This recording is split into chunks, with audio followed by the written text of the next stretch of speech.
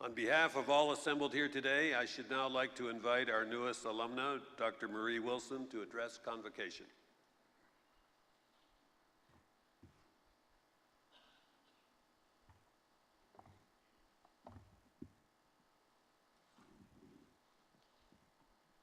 Eminent Chancellor Cowan, President and Vice Chancellor Amit Chakma, representatives of the board, fellow dignitaries and podium dignitaries, family, friends, and most of all, most especially of all, today you graduates. You are the guests of honor today. And I am so pleased, despite this wobbly mic, I'm so pleased to be invited to address you today, and especially dressed in the robes of what now, as of today, will become our shared alma mater, Western. Do you know this? Do they even still sing this? Western, Western, Western U, College Fair and Square. I think it may be from a cornier time, possibly, but I know there are people in this room, possibly some of your parents, who would remember that well and who would be able to cheer on the Mustangs by singing that loudly and repeatedly, and all the rest that comes after it. I know that that song and this place and this color and this stage even evoke such memories for me, including receiving my own very first degree on this stage. What a landmark that was for me in my personal life, and what it was for my family, and indeed for my extended family. I was the first girl in our extended family of 27 grandchildren, and that was just on my dad's side, to go to university. And I remember how hard that was for my parents. I remember clearly my dad driving me here at the last possible second of the night before the deadline for check-in.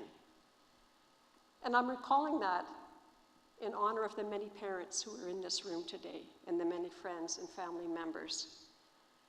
And for you to be reminded, or to understand perhaps if you don't already, the sacrifice of parents simply in the matter of letting their children leave home. It's one of life's most difficult milestones. It's not easy and it's not uncomplicated. So congratulations, parents also. I have many other very cherished Western memories. Delaware Hall, as the only girl in my family, all of a sudden there I was with a house full of soon-to-be adopted sisters, 2 of them here with me today. My first involvement in social justice was through the Cross-Cultural Learner Center, which at that time was right here on this campus. My very first legal beer, but also my first beer, which was not legal. I'm from back in the day, if I can put it the way my son always does, when the drinking age was 21. And I remember having that beer, the illegal one in fact, with my dad, where we were also illegally perched on what was at the time the manual scoreboard of the Mustangs playing field. My first time on a jet plane, can you imagine that? So many of you likely jet setters, some of you from other countries.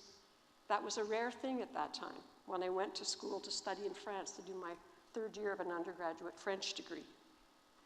I received 2 degrees here, the second cohort to graduate from then the Masters of Journalism program. And I'm so honored that Dave Mills is here on stage with me today, one of our very, very fine profs whom we adored. I found my voice here. I established my independence here. And I think I began to recognize for the first time my deep interdependence here. My background studies were very similar to many of you graduating today in the fields of communication, journalism, library and research sciences, and then eventually information technology, which had barely been invented when I went through school, but that has become so imperative for all of our lives. And so those background studies now under different titles and different department names, very similar, about the heart of a story, about finding facts, about using them to good purpose, about using the tools, evolving at our disposal to contribute to citizenship and to perform our roles as professional and committed professionals. Against the backdrop of all of that, though, what I want to say, for all that I had learned and was learning and came to cherish, I knew so very little about where I actually was. I can't tell you how much I appreciate to hear the acknowledgement of territory, and I add my own honor to that today. But here I was at Western, here in London, Europe, transported. Oxford Street was just the name of the home of the Seeps, where I probably, like you, spent an hour or two. Richmond Street, Talbot Street, Wellington Street, all these names of people who may or may not have ever set foot in this city or in this country. And even the Thames River, all imported names from the very first waves of immigrants. I did not know the reference to the homeland we were sitting on, or the Anishinaabe peoples, or the Haudenosaunee. And I certainly did not know that just 20 miles southwest of here sat one of the oldest residential schools in the country, predating Confederation, the Mount Elgin Industrial Institute, as it was known also as the Munsey Institute, which ran for over 100 years until 1949. And I know and have met and have borne witness to the experiences of living survivors of that place. Thousands of little children spent childhoods there that dramatically changed their lives, their families, and their nations, and most critically, changed the nature and relationships for all of us within this country now shared. And I'm reminding us of this today, though it has already been referenced so eloquently in my introduction, but because it's important for you to know that the university can only teach you so much. And I'm saying it because universities have not always taught enough. They can learn to teach more. We've heard about that this morning. But in the past, and certainly probably in your own personal inheritance, there have been errors of omission. We haven't always taught our teachers, our social workers, our journalists, our communicators, our lawyers and doctors, politicians and policymakers, all the things that we've all actually needed to know about this country to understand why things are the way they are, and especially not about the original peoples of it. As you've heard, I've spent much of the past 7 years helping to lead the Truth and Reconciliation Commission that looked into 150 years, not a short chapter, 150 years of forced residential schooling for the Indigenous children in Canada. And remember that number as we celebrate 150 years with so much hoopla these days. No matter what you've been taught about it in the past, allow you to think about it in new ways today. 150,000 children sent away for months and sometimes years at a time to about 150 residential schools over the course of almost 150 years. Longer than that if you count the pre-Confederation schools, but up to the closing of the last schools in the late 1990s. Many of these children deprived of the benefits of early family life and parental protection, and some of them deprived of their very names, replaced instead by numbers. A great deal of harm, in other words, to a great many children over a great period of time, and all because of laws and policies that were drawn up in the minds of men without any heart in them. Over the years of our TRC, several hundreds of thousands of non-Indigenous people came out, many to listen to the first-hand accounts, of course, of the survivors, and to learn how the experience had affected them. But many came to listen to us also as commissioners, as we spoke at events in every sector of the society across the country, from churches to schools, businesses, to the courts, hospitals, and yes, universities. We worked hard in our interventions with the universities, including this one. And the most common thing we heard from all of these gatherings was this: I had no idea. No one ever talked about this. No one ever taught us about this in school. And it's that recurring comment that led us commissioners to conclude that the greatest single challenge we face towards reconciliation in this country is the obstacle of ignorance. Ignorance among children, among adults, among policymakers, among newcomers. We are such a big and beautiful country, and yet when it comes to the Indigenous and non-Indigenous peoples of the land, we have not known each other very well. We have not taught ourselves very well, and that includes those of us with several university degrees. That recurring comment of not knowing helped us in our work to influence not only universities, but also ministers and faculties of education right across the country to commit to doing a better job in filling those gaps from now on. And isn't it wonderful that your own university, as you leave, has made such a pledge? But universities are not the only ones with a better job to do. Each one of you, not just the graduates, but each one of us in this room. But today I'm addressing my remarks to you particularly. And each one of you is directly implicated in what the TRC mandate called the ongoing work of reconciliation.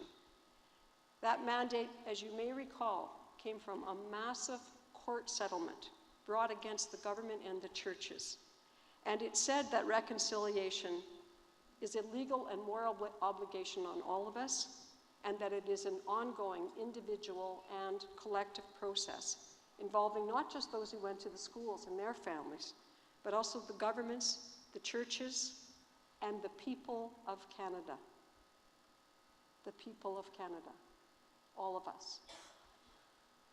So as a graduation gift to each of you, and happy that it's already been mentioned, I want to commend to you a book, and it is the one that we called Honoring the Past, Reconciling for the Future. It's the summary report of the work of the Truth and Reconciliation Commission. You are all academics, you are all very skilled at researching. You can find it online. But it's also been published as a knock on the door by the University of Manitoba Press and the National Centre for Truth and Reconciliation. Same content, slightly different setup, same imperative, and same calls to action. And yes, there are some, and I am proud to say I had a twisting arm involvement in it. There are some directly aimed at journalists. There are many aimed at teachers and educators. You need to read them all because you will never be in your lives just your professions. You will also be parents. Some of you will be lawmakers. Some of you will be in elected leadership positions. Many of you will be working in industries and in agencies where you can be huge influencers with your colleagues and with your friends. And you're all family members, and we know that because look how many people are sitting here with you today. So you can learn and you can pass on what you learn, not just in your workplace, but also in asking yourselves on a daily basis how it affects your daily living and how you go about your lives. All of the calls to action in the TRC are about nation-to-nation relationships, no longer to be based on crisis management, but on collaborative planning based on respectful relationship, genuine care for one another, and where our children, all our children, are put back into the center of the circle and into the center of our worlds. I believe it should be essential reading for all of you, and that's why I commend it to you, and I frame it as a gift, because all of this work has been a gift. It has been an enrichment, and it has been transformational. I know you'll be leaving here with cherished memories. I know it wasn't all just exams and stress. And you'll be taking away, of course, your own fond memories of this place. For some of you, that will be the place where you have fallen in love. For some of you, it'll be where you have fallen in love with your professional calling. Or perhaps with the circle of friends who will become your lifelong friends. I am certain that you will find that one of your most cherished memories over your lifetime ahead will be your memories of this place itself, of Western. And I hope that part of that memory will be this symbolic day of your convocation. For today is National Aboriginal Day. Where I live in the Northwest Territories and have for the past 40 years now, it is a statutory holiday. and it is a day full of celebration. It's a part of Canada where there are no Indian reserves, where Indigenous peoples have sat as ministers and premiers of government for the past 3 decades, and where decisions are made in a consensus model of public government without political parties. National Aboriginal Day is seen as a day not just for Indigenous peoples, but for all citizens to gather, to celebrate in feast and music those aspects of Dene, Inuit, and Métis cultures that still thrive today and that enrich us all. We gather there in a place that used to be named for an explorer / missionary, geography, cartographer, priest, and it has since been renamed, given the name in a language of the Dene people of the area, the priest who came 200 years ago, and the people who have lived there for tens of thousands of years. It's called Sompake Park, and it's one of the oldest languages on the planet. It's one of the places that we can begin that question of what we call ourselves and what we call our spaces. One of the places that we can begin by watching our language and choosing our words more carefully and changing our chosen words when we need to. Canada's Indigenous peoples, for example. I hear that all the time. And all I hear is that possessive comma there, that apostrophe, that possessive use of it. A nation-to-nation relationship surely cannot be built within a frame where one speaks about the other as if it owns it.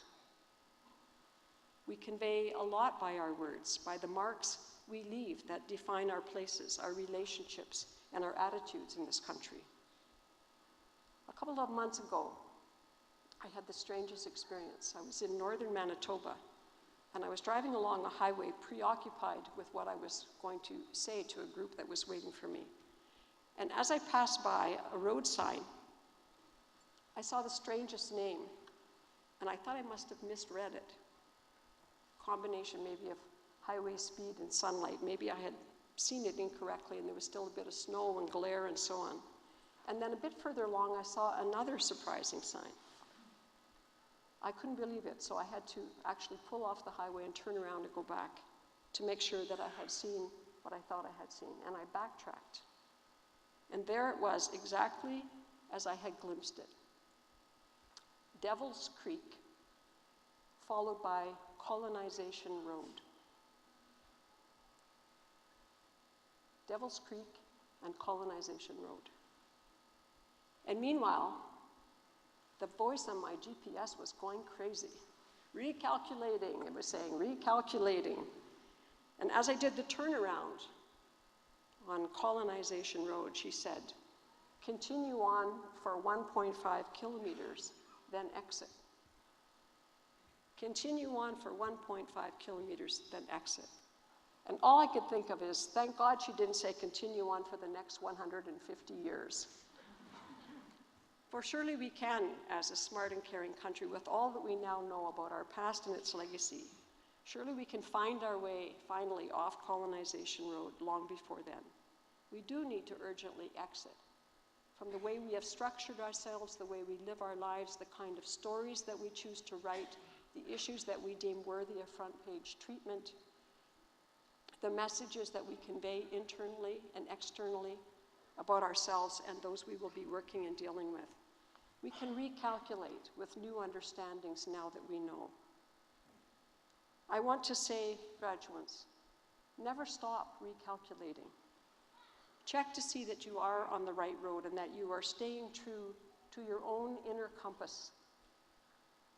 Be vigilant to the signs around you and be prepared to change direction in your own lives, to be informed, willing, and engaged in the reorienting of our country, as it has been promised by Canada and our Prime Minister in the pledge towards nation-to-nation relationships.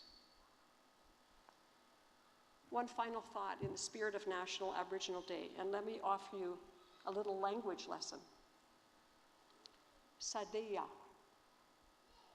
Sadeya. It means little sunshine. Sadea, my granddaughter, 9 years old today, so named for her birth on this longest day of the year. She will forever treasure this day, as should you, with your graduation on the longest day of the year. And may it forever be an important symbolic reminder of just the opposite, that life is short. Life is very, very short, and it goes by faster and faster. And you will already know this as you think about how quickly your own university years have flown by. One day you're sitting here in a graduation cap and gown with a head full of dreams and possibilities, and in the blink of an eye, you are a senior citizen assessing your accomplishments and failings and holding up new hopes for the younger ones in our own lives. Life is very short. You don't have a lot of time to make your own contribution, to leave your own legacy. Make each day count. Fill it with kindness. Fill it with purpose. Fill it with love for those around you. Be determined to give yourself the gift of happiness, knowing that happiness is not an outcome of good or lucky decisions. Happiness is its own decision. It is an action. And as you listen in a few moments for your names to be called, remembering on the one hand so many little ones who had their names taken away, remember also that it is a calling to continue learning, to engage, to teach others, to influence, and to act. Most especially, equipped with what you have studied and what you have already learned, go forward now, listening for the wisdom and the kindness of your own heart. Go forward to offer both of these things, your head and your heart, to the country, the earth,